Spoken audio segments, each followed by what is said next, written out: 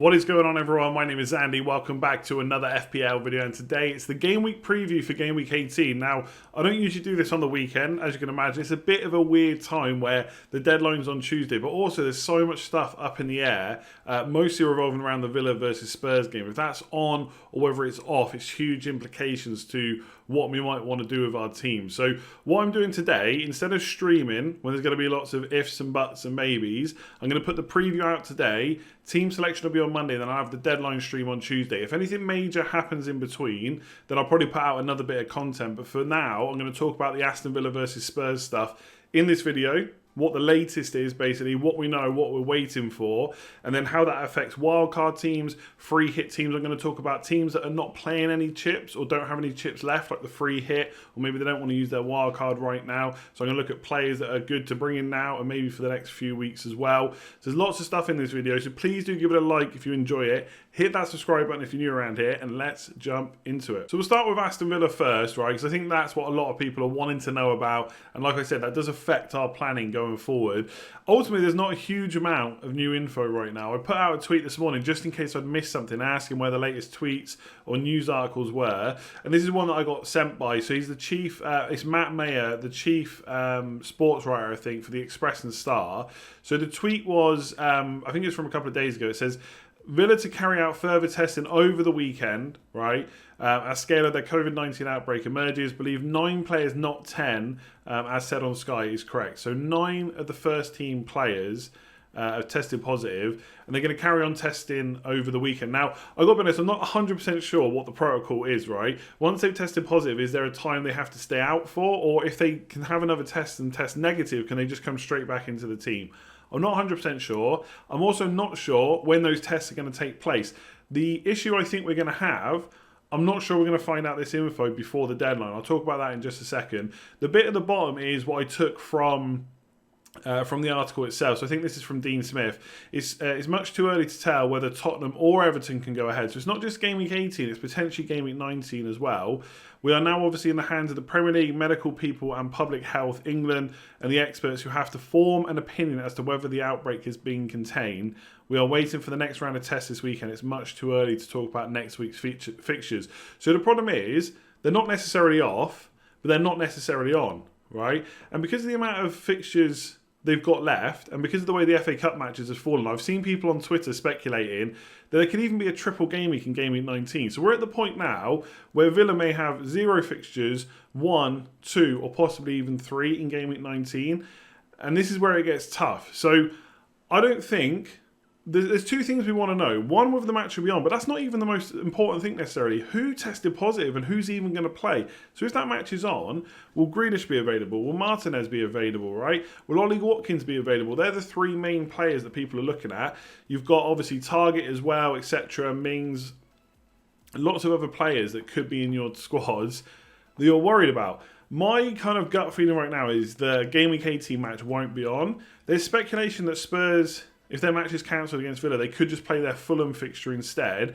But it's such short notice now. Now, there's no crowds and stuff to worry about, right? There's no people coming to the grounds that a short notice match would be an issue for. But are Fulham going to want to play a short notice match against Spurs without having kind of plan for tactics and stuff like that? Obviously, they wouldn't necessarily expect to win it, but you want to plan ahead.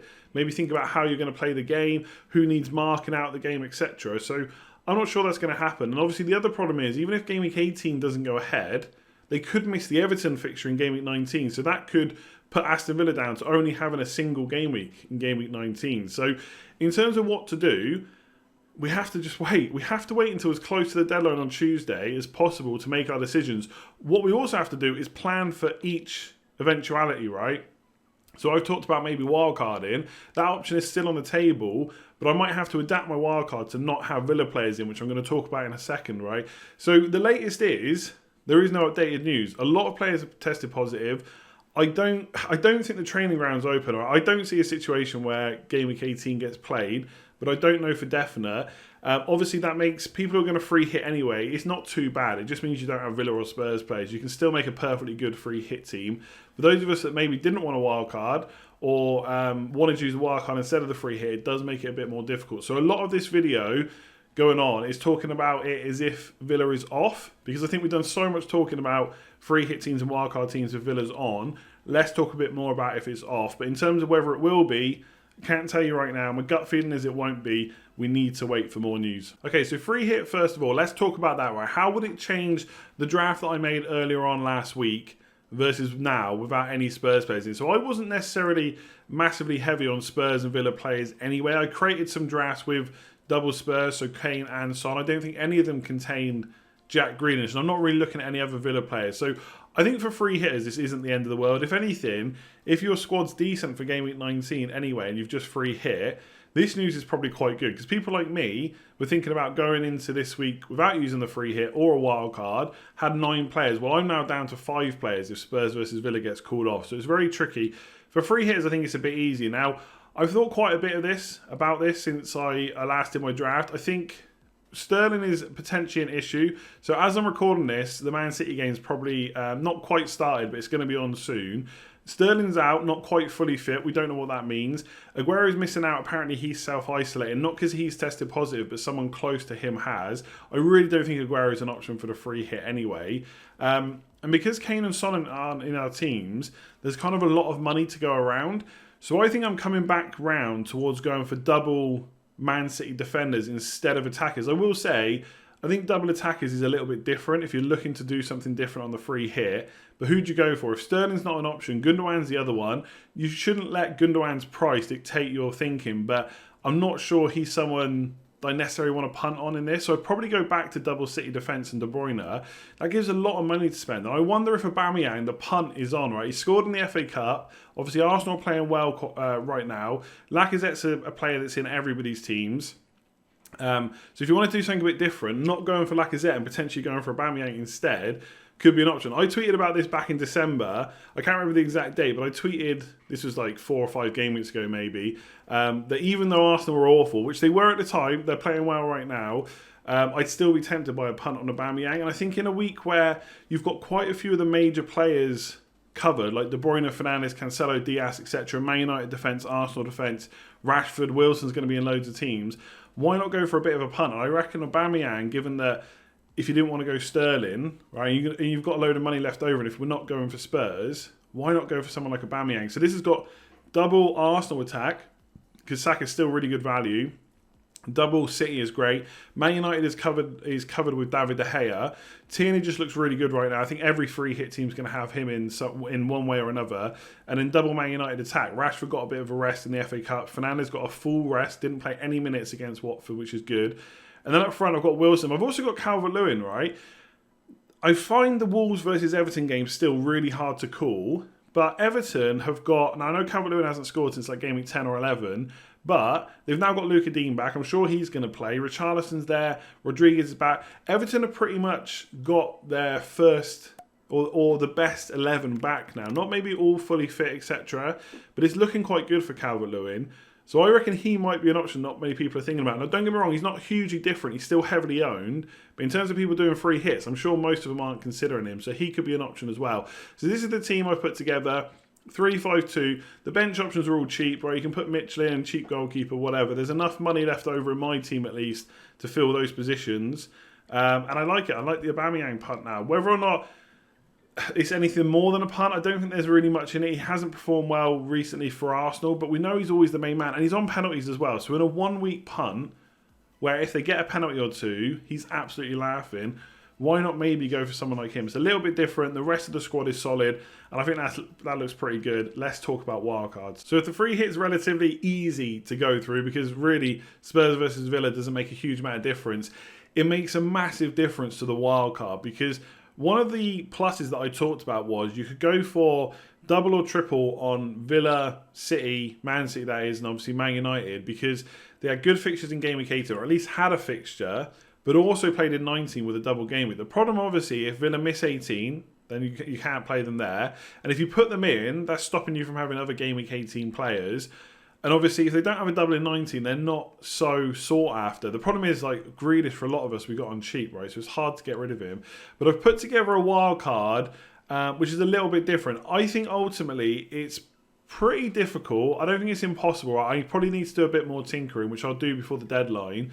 to have 11 blank players and 15 double game weekers. Now, obviously, you can make transfers, right? So taking a -4 in game week 19 to get a full bench boost, I don't think is an issue.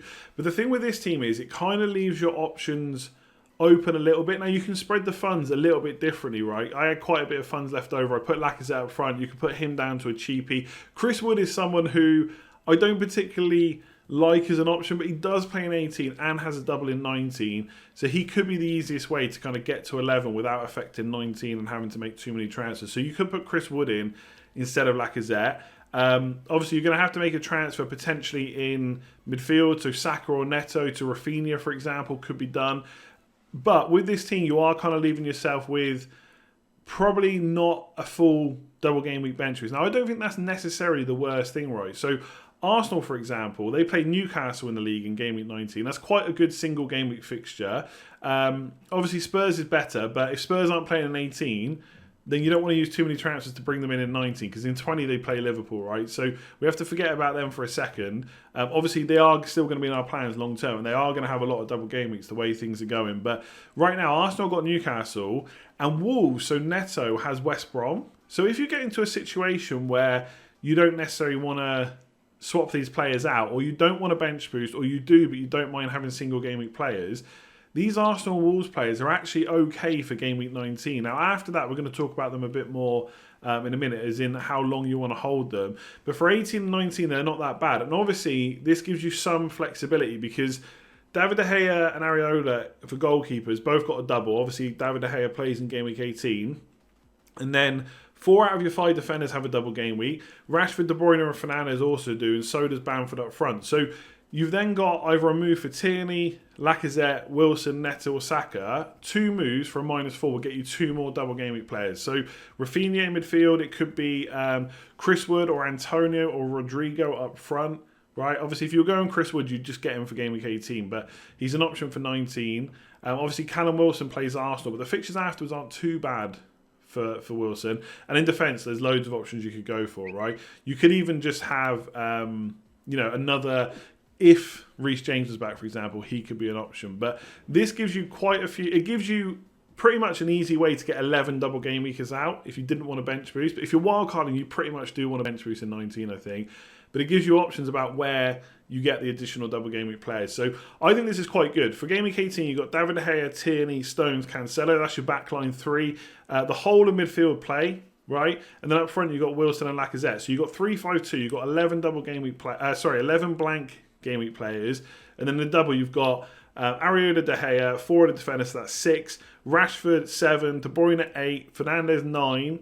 And then Bamford, 10. So you've only got 10, but for 2 transfers, you get 2 more, so that's 13. So I still think a wild card is viable.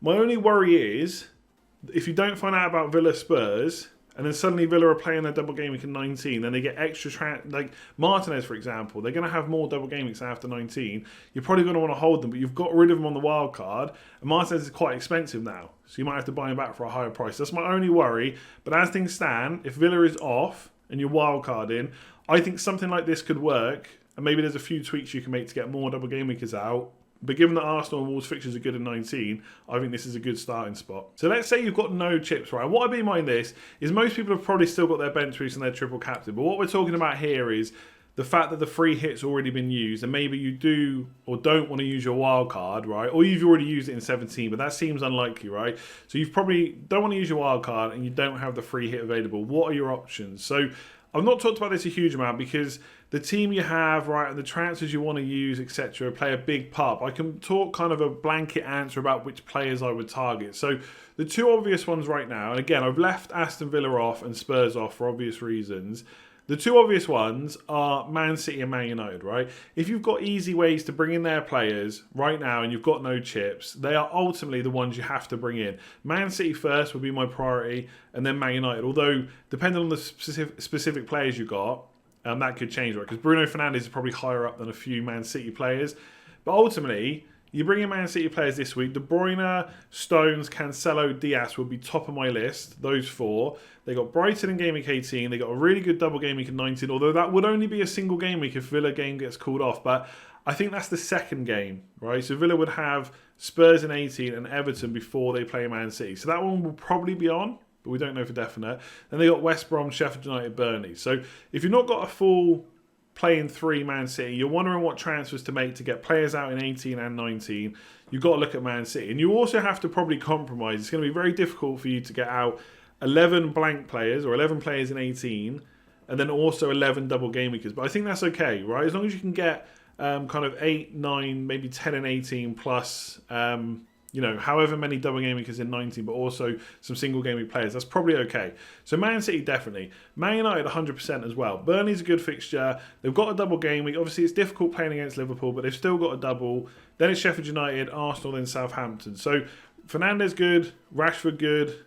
Defender, Maguire would probably be slightly put off because he's on 4 yellow cards. So if he gets one in game week 18, he'll miss one of the double game week games. So maybe Wan-Bissaka is a bit more of a priority there, and he's a bit cheaper as well.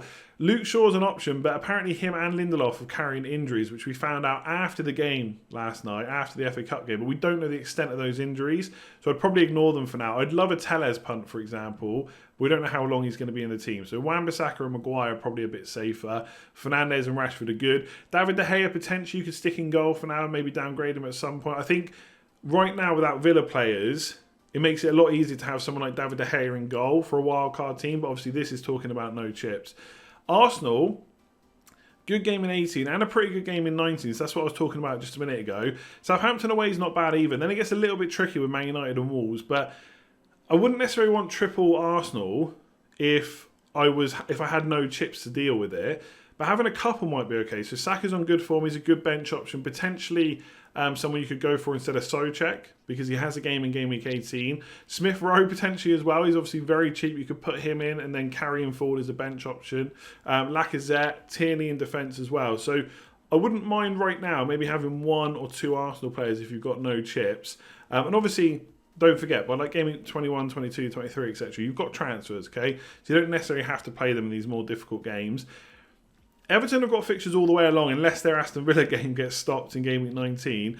But Wolves, Villa, Leicester is not ideal. But they do have a lot of their players back now, which I talked about already. So Luka Dean's back. He could be a big punt. He could potentially be in free hit teams now, by the way. Calvert-Lewin, if you've kept him, might be worth holding on to. I think Newcastle and Leeds at the end of this kind of trickier run at the start is a decent hold. And I don't think there's too many cheap strikers that are kind of locked into a lot of people's teams. So Bamford for sure. Antonio if he's fit, but outside of that, there's not a huge amount of cheap players that a lot of people are looking to go for. So I think Calvert-Lewin holding on to him is not the worst idea right now. Wolves fixtures are kind of mixed. Everton's tricky-ish. Then it's West Brom in 19, which I already talked about, and Crystal Palace in 21. So Neto's very cheap. You could hold on to him. You could go for a defender like Saiss. He seems to have won his place back, got a lot of goal threat as well. So Wolves are an option. And even Newcastle, right? So Callum Wilson, if he's fit, we're going to have to wait and see, because he wasn't in the squad, I don't think, for the FA Cup match. So we're going to have to wait and see what's happened there. Sheffield United is good. The game in 19 is tough against Arsenal, but he at least has a fixture. Then he's got Leeds and Palace in 2 out of the next 3 game weeks after the Arsenal game. So they're the players that I kind of would look at. So triple City, I don't think there's anything wrong with double or triple Man United. Maybe Tierney, Saka, players like that for Arsenal. Calvert-Lewin's a quite good hold. Maybe Luka Dean if you want to take a bit of a punt as well. Wolves, Saiss, Neto, nice cheap options as well. And then Newcastle, I don't think there's anything wrong with Callum Wilson. And they do have a couple of cheap defenders, like Lascelles might be back soon as well at 4.2 million. So this is what you need to do. You need to try and get a balance of 7 to 10 Game Week 18 players, and then maybe if you get 7 to 10 double Game Week players as well, then I think you're laughing. As long as you've got the main players covered, like De Bruyne, Fernandes, then everything else outside of that is not absolutely essential, right? Yes, it'd be ideal to have them, but if you've not got any chips, that's kind of how you have to play it. So top 2 teams, definite target because they've got double game weeks, but the other 4, don't ignore them either. Okay, so these are just some other questions that I've been asked either once or twice or a few more times than that I thought I'd stick in at the end. So the first one is about who the ideal triple captain is for Game Week 19. Now, obviously, we don't need to decide this till next week, but we've got to start thinking about it because it might dictate some people's strategies in terms of transfers out or transfers in. So for me, the 3 that I'm looking at and the 3 that I will probably own or hopefully own for Game Week 19 are De Bruyne, Fernandes and Salah. Now, straight away, I'm a little bit put off by Fernandes and Salah because they play each other. I don't mind triple captaining players that are playing each other, but it's a tricky game, right? I think anyone that thinks that just because it's at home that Liverpool are going to smash Man United, I just don't necessarily see that. I think it'll be close. Will Liverpool win? Probably. But I don't think they're going to score like more than 1 or 2 goals against Man United. I think it's going to be a really tight game. So that kind of puts me off a little bit. Now, obviously, Salah could score both the goals in a 2-1 win. Fernandes could get a penalty, bonus points, and then smash it against Fulham. So I wouldn't write them off, but I think De Bruyne's just got the better fixtures, and he's also on penalties as well. And I do think his underlying numbers this season have been better than the points that he's been getting, right? For me, the only reason I sold him was because he didn't have a double game week, and that's obviously changed. If we don't know what's happening with Villa, so if there's a chance, for example, that Villa versus City gets called off, then I won't triple captain De Bruyne. I would go for Fernandes or Salah instead. For anyone that's thinking about not using their triple captain this week, I do think it's probably the best time to use it if you're not bench boosting. We are going to have more double game weeks, right? So Man City will have another one. Spurs, for example, so Son and Kane become options as well. One of their fixtures that needs to be rearranged is Fulham, right? So they're going to get Fulham plus another good fixture. So I don't think you're absolutely locked into playing the triple captain. If you're worried about games being postponed, you could just ignore it this week. But for me, it would be De Bruyne, then probably Salah, then Fernandes. But the fact that Fernandes has 8 double-digit hauls this year, which is more than both De Bruyne and Salah. I think Salah's only got 4, maybe De Bruyne's 4 as well. So he's kind of double them as well for double-digit hauls. Fernandes should not be written off, right? I think he's got Fulham away, which is decent. And like I said, if he can get something against Liverpool, then suddenly you're laughing going into that Fulham game. So all 3 good options. For me, it's Kevin De Bruyne right now, but that might change next week. What is my plan if the Villa games are off? So I've not been trying to put off I have been trying to put off what I have to do with my team because I want as much info as possible. So it's hard to make videos around it. Right now, if the Villa games are off and it looks like one of their Game Week 19 games might be missed as well, I think I have to wildcard, right? And the reason is, without going into my team too much, right, because I'll do that video tomorrow, if I free hit, then I'm going to come into Game Week 19 with 0 Man City players, which just doesn't feel ideal at all. Obviously, if their Villa game is off, that's a bit different, but I'm not sure it's going to be. So potentially I'm going into Game Week 19 with no Man City players and 2 Villa players in Grealish and Martinez. It's not because I necessarily want to bench boost, but it would let me bench boost as well. I do think you can still make a team if the Villa games are off. I can't really not use a chip if that game is off because part of me in my last video was talking myself round to not using a chip. So going into 18 with 9 players and going into 19 with 11 players, right? And no bench boost, which is fine because if you've got your wild card and your bench boost for kind of game at 26 and then you free hit in 29, you're laughing. But I don't think I can get through 18 without, because I've already taken a hit to get to 9 players, right? I've brought in De Bruyne and Cancelo. So for then Reguilon, Kane, Grealish and Martinez to all miss out, that kind of hurts my team. So I think I would side to wildcard, but I'm going to try and wait as late as possible. I'm going to do a video, the team selection video tomorrow about my team. I'll probably do scenario A, scenario B, or permutation A, permutation B, whatever it might be. And this is what I'll do in this situation, right? I need to have a proper think about it. But if the Villa game is off, I think it'll be difficult for me to not use a chip. And I think wildcard is currently the winner. Mikel Antonio for the double. Again, no jokes here. I haven't seen the FA Cup game yet at the time of recording for West Ham, but they've just sold Haller, right? And apparently there's no plans to bring another striker in. Now, to me that seems crazy, right? Whether Benrahma or Bowen or Yarmolenko or whoever it might be can play up front, I'm not sure, right? I think Yarmolenko's maybe been used there before. Bowen played as part of a 2 in a back 5 formation recently, but didn't do that well. Antonio's now the main guy there in terms of strikers, right? But they're also managing his minutes. He only played like 15 minutes, then 30. My hope would be that he would get 45 to 60 in the FA Cup, come through that unscathed, and then start both the double gaming games. And I do think he is so good that for his price, he's an option for the double. But I wouldn't want to make that decision until Game Week 19 or until I've at least seen the FA Cup. So I do think he's a genuine option. I do think he'd be one of the highest scoring players if he gets like 80 to 90 minutes in both. But more likely he's going to get like 60 to 70 in both. But let's see what his minutes are in the FA Cup first. How many Game Week 18 players is enough? Like, I get asked this question so much. It's not really how many, it's which ones have you got. So if you've got De Bruyne, Fernandes, maybe 1 or 2 City defenders, 1 or 2 United defenders, plus Rashford, etc., you know, 6, 7, 8 players might be enough as long as they're really good ones. You don't want like Mitchell and Brewster. Like suddenly that's like 2 players who are probably going to get nothing, right? So it's not about how many, it's about which ones you got. I was going to go into it potentially with 9 players, which I was kind of okay with. Some are going in with 7 or 8. As long as you've got the main bases covered, you're probably okay, right? Obviously, we will... I think the draw for the FA Cup, by the way, is on Monday. So that might be something that helps us with our planning, right? Because we don't know exactly who's going to blank in 29, but we can have a look at the fixture schedule about who might get through, and that might help us as well. So that could also help with all this planning. So that's worth bearing in mind too. And lastly, I wanted to touch on quitting FPL. I keep seeing people say they want to quit FPL. This season's very challenging. I think if FPL is getting to you, then yeah, maybe quitting is an option, right? We're in this horrible cycle right now where FPL is a distraction from everything that's going on in the world. But the problem is everything that's going on in the world is causing chaos in FPL, right? So we like FPL because there's so little to do right now. We're kind of locked in our houses, etc. FPL is something good to kind of get your brain focused on, plan, etc. But then because of everything that's going on in the world, games are getting cancelled, and the luck versus skill question keeps coming up more and more on Twitter. I think a lot of times it's because people are bored, right? Because there's no games going on in the Premier League. And like you have to say there is probably a little bit more of a luck element depending on which games get cancelled and which ones don't, right? Some of us sold De Bruyne, then suddenly he's got a double game week.